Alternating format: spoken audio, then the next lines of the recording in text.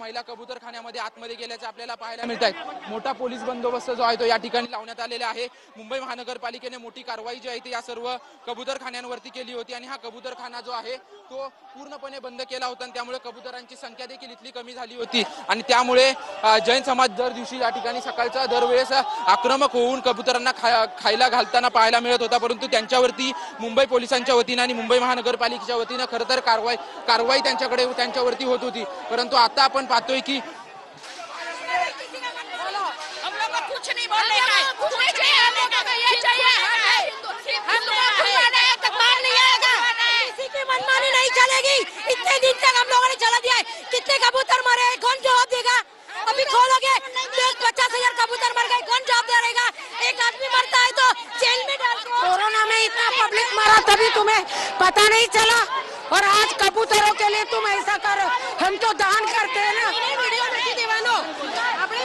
हमारे गुरुदेव से बात कीजिए, हमारे गुरुदेव वहाँ पे खड़े, आप उनसे बात कीजिए, हमारे साथ से बात कीजिए। हमारा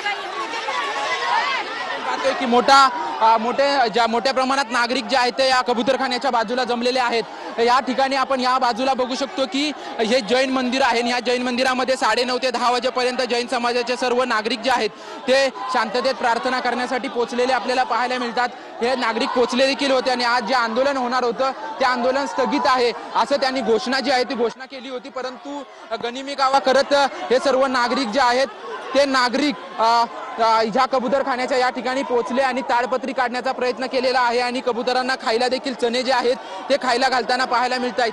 मोठा पोलीस फौजफाटा सकाळपासूनच या ठिकाणी लावण्यात आला होता, कारण की काल मुख्यमंत्र्यांच्या उपस्थितीत बैठक पार पडली होती। त्या बैठकीनंतर आक्रमक पवित्रा घेतील अशी शक्यता वर्तवली होती, कारण की जरी सकारात्मक बैठक झाली होती तरी देखील लवकरात लवकर कबूतरखाने सुरू करावेत अशी मागणी खरं तर जी आहे ती या जैन समाजाच्या वतीनं करण्यात येत होती। आणि त्यानंतर आपण पाहतोय की आज थोड्या वेळापूर्वी जे आहे त्या सर्व नागरिक आतमध्ये घुसले आणि कबूतरखाना पूर्णपणे जो झाकला होता तो तोडण्याचा प्रयत्न जो आहे तो यांच्या वतीनं करण्यात आल्याचा पाहायला मिळतोय। मोठ्या प्रमाणात या ठिकाणी नागरिक जमा झालेले आहेत आणि कबूतरखाना लवकरात लवकर सुरू करावा अशी त्यांची खरं तर पहिल्यापासूनची मागणी होती।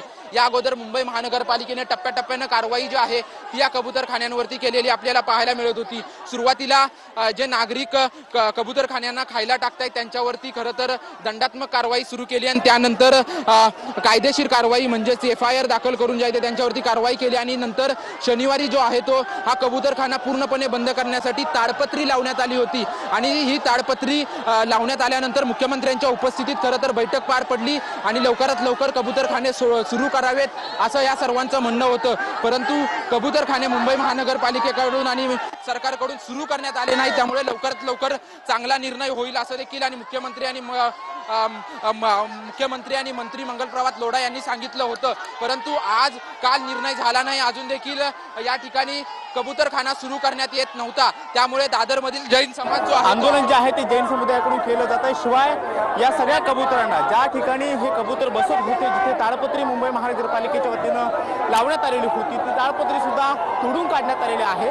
सगळ्यात जास्त आक्रमक आपल्याला महिला होताना पाहायला मिळतात, कारण महिलांनी ताडपत्री बांधलेले जे बांबू होते ते सुद्धा आता काढायला सुरुवात केलेली आहे। याबाबतची दृश्य आपण पाहतोय, काही मोठ्या प्रमाणामध्ये महिला ज्या आहेत त्या आतमध्ये उतरलेल्या आहेत। तो कबूतरखाना होता ज्याला पूर्णपणे सील करण्यात आलेलं होतं, तो कबूतरखाना मोकळा पुन्हा एकदा केला जातोय।